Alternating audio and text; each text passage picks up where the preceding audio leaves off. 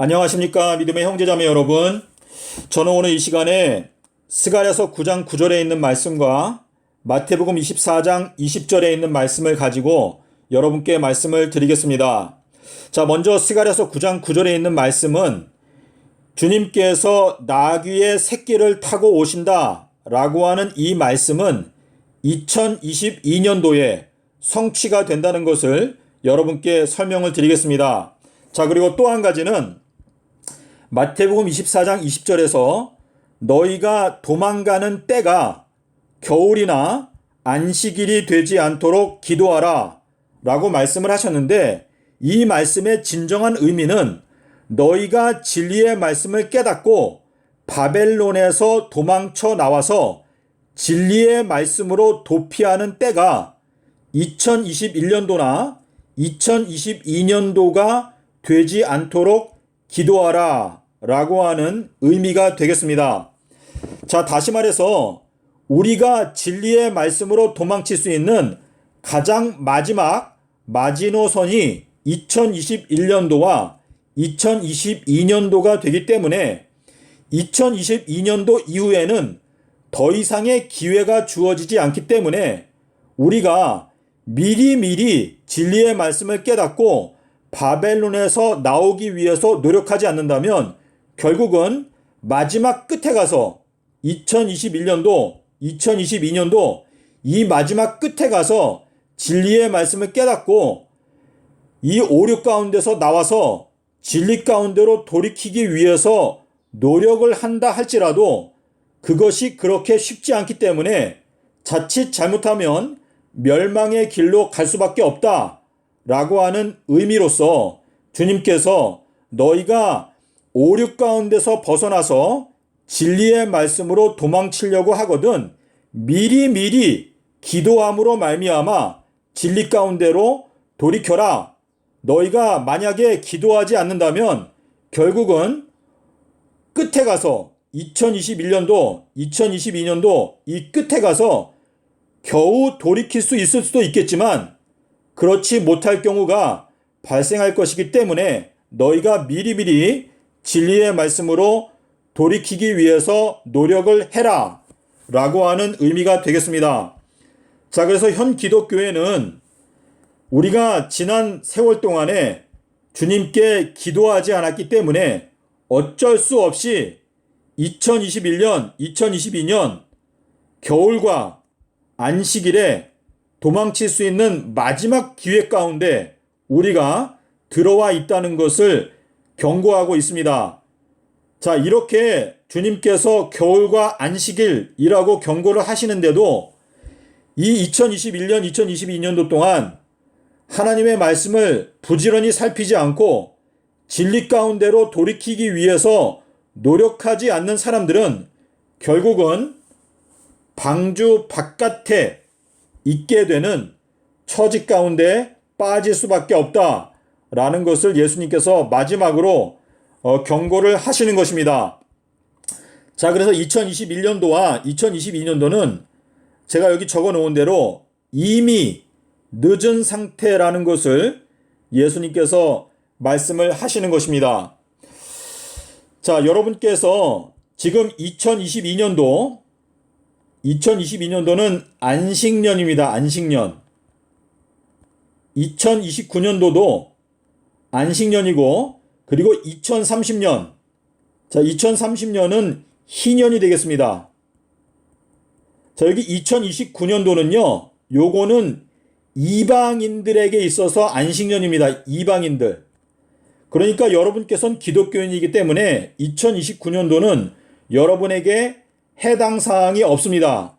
자, 2022년도가 기독교인들이 방주에 탈 수 있는 마지막 기회가 되는 것인데 주님께서 겨울과 안식일이 되지 않도록 기도하라 라고 하는 말씀을 하실 때 올해는 2021년도인데 2021년도는 여러분께서 요한복음 12장 1절부터 읽어보시면 마리아가 나드 향기름을 예수님의 몸에 부었습니다. 부었다. 자, 이 부었다라고 하는 이 헬라어 단어가 바로 겨울이라고 하는 단어의 어근입니다. 다시 말해서 주님께서 이 겨울이라고 하는 단어를 쓰실 때에는 이 겨울이 바로 2021년도에 마리아가 나드 향기름을 주님의 몸된 교회에 그 기름을 발라주는 그 행위를 설명하고 있는 것인데, 이 나드 향기름은 감람유보다 더 좋은 기름이다 라고 주님께서 말씀을 하셨습니다. 자, 그래서 여러분께서 이 2021년도가 주님께서 우리에게 이 베풀어 주시는 마지막 은혜에 성령의 기름을 부어주시는 때가 되는 것인데, 여러분께서 이 2021년도에 주님의 잔치에서 먹지 아니한다면 여러분들은 진리의 말씀을 깨닫지도 못할 뿐만 아니라 결국은 진리의 말씀으로 도망칠 수 없게 되고 멸망의 자식이 될 수밖에 없다라고 하는 의미가 되겠습니다. 자, 요 내용을 여러분께서 제가 조금 있다가 요 내용을 제가 원어 성경을 보여드리면서 여러분께 좀 더 구체적으로 설명을 드리겠습니다. 자, 그래서 지금 겨울이라고 하는 것을 제가 조금 이따 보여드리고, 자, 그리고 여기 위에 가시면 스갈에서 9장 9절이 나오는데요. 이 스갈에서 9장 9절을 원어 성경을 보고 번역을 하게 되면 암컷 나귀의 새끼, 수컷 나귀를 타고 주님께서 오신다라고 되어 있는데, 요 내용을 저희들이 다니엘서 3장 그리고 3장 6절 그리고 4장 13절을 보시면 요 3장 6절에는 풀무가 나옵니다. 풀무불. 그리고 4장 13절에는 순찰자가 나옵니다. 순찰자. 자, 근데 이 풀무라고 하는 단어가 바로 암나귀라고 하는 단어와 같고, 순찰자라고 하는 단어는 수컷 나귀하고 단어가 같은데, 자, 요 다니엘서 3장 4장은 아람어로 기록되어 있고 요 위에는 히브리어로 기록되어 있습니다. 자, 그래서 이 아람어와 히브리어의 철자를 통해서 하나님께서 우리에게 말씀하시는 바가 무엇인가? 풀무불의 아들인 순찰자가 온다. 풀무불의 아들인 순찰자가 2022년도에 온다 라고 하는 뜻인데, 자, 여러분께서 다니엘서 4장을 보시면 느부갓네살 왕이 꿈을 꾸었습니다.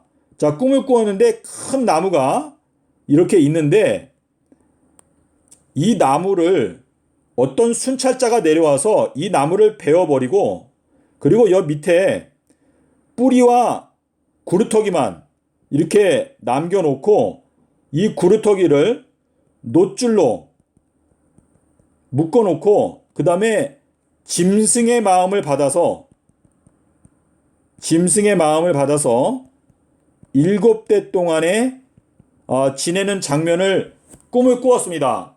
자, 이 내용을 다니엘이 해석을 하였는데, 이 내용은 이 지구 역사의 마지막 장면에서 일어나게 되는 그 사건을 설명하고 있는 것인데, 지금 다니엘서 4장 29절에 보면 느부갓네살이 그 꿈을 꾸고 12달이 지나간 다음에 느부갓네살이 7대 동안 짐승으로 지낸 것을 저희가 보게 됩니다.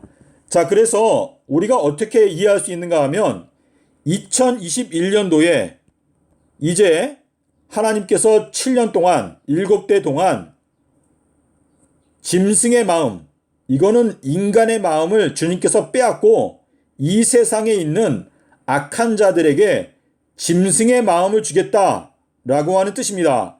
자, 그래서 2023년부터 2030년 3월 4일까지 하나님께서 악한 자들의 마음 가운데 짐승의 마음을 넣어주겠다라고 하는 뜻이고, 그 기간 동안에 이 짐승과 같은 존재들이 짐승의 표를 받게 되고 그 사람들이 하나님의 백성을 핍박하게 될 것이다 라고 하는 의미가 되겠습니다. 자, 그래서 1번에 보시면 순찰자가 2021년도에 이 7대 동안의 비밀의 경고가 주어지고 그리고 12달이 지나간 다음에 하나님께서 마지막으로 이제 기회를 주시고 12달이 지나간 다음에 이제 나무를 베어버리고 그리고 짐승의 마음을 받게 되는 자들은 7대 동안 도무지 진리의 말씀을 깨닫지 못하기 때문에 짐승의 표를 받게 될 것이다 라고 하는 의미가 되겠습니다. 자, 여러분께서 다니엘서 4장에 있는 내용을 읽어보시고 3장에 나오는 풀무불에 대해서 읽어보십시오. 제가 여러분께 그 다른 영상에서 풀무에 대해서 말씀을 드렸는데요. 자, 이 풀무라고 하는 것은 스트롱 사전에서 2575번인데 요것이 2023년 4월 1일 비가 안 오기 시작하는 때부터 2030년 4월 18일까지가 2575일인데 요 풀무불을 마태복음 13장 42절에서 주님께서 너희가 악한 자들은 풀무불에서 슬피 울며 이를 갈게 될 것이다 라고 예수님께서 경고를 하셨습니다. 자, 마태복음 13장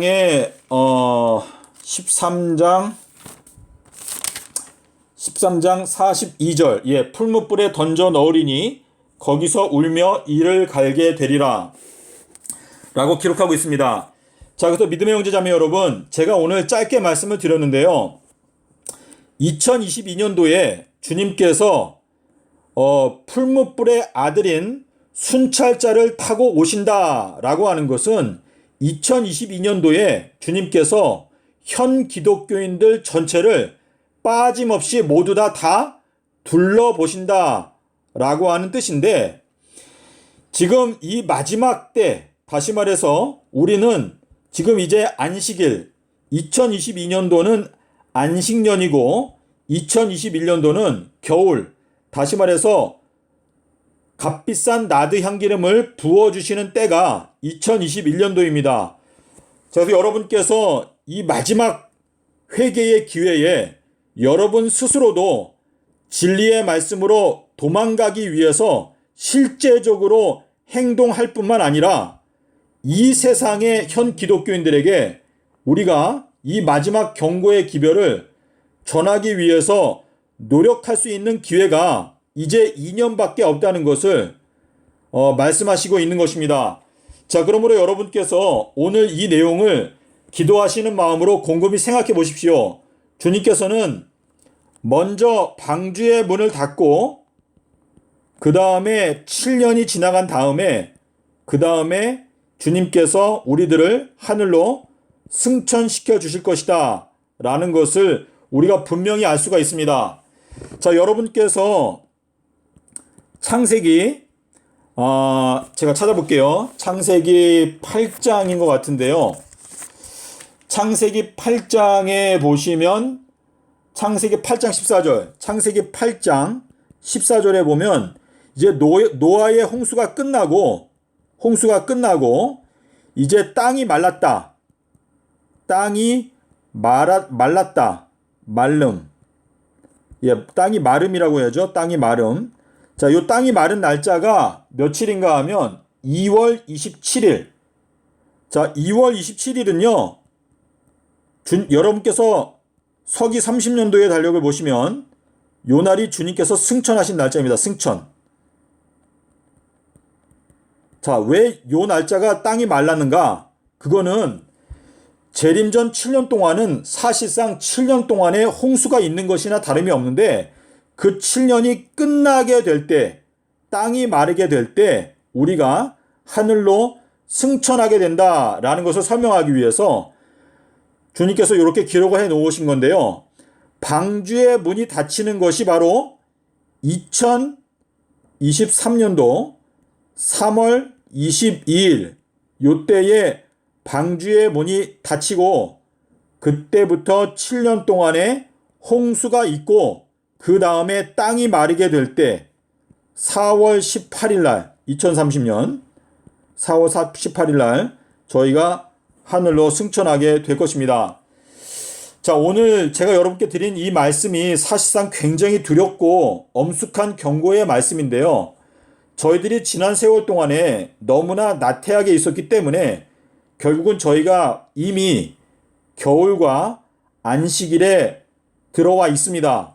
그래서 이 마지막 남아있는 기간 동안에 우리가 진리의 말씀을 올바로 깨닫고 반석 위에 설 뿐만 아니라 이 세상을 경고하기 위해서 주님과 함께 협력하는 여러분과 저가 되어야 된다는 것이 바로 예수님께서 우리에게 주시는 마지막 경고의 말씀입니다. 부디 여러분께서 이 말씀을 기도하시는 마음으로 생각해 보심으로 말미암아 이 시대의 엄숙성을 깨닫고 주님을 위해서 용기 있게 결단을 내리고 정말 저희가 이 남아있는 세월 동안에 시간을 허비하지 말고 오직 주님의 영광을 위해서 일하게 되는 여러분과 저가 되었으면 좋겠습니다. 감사합니다.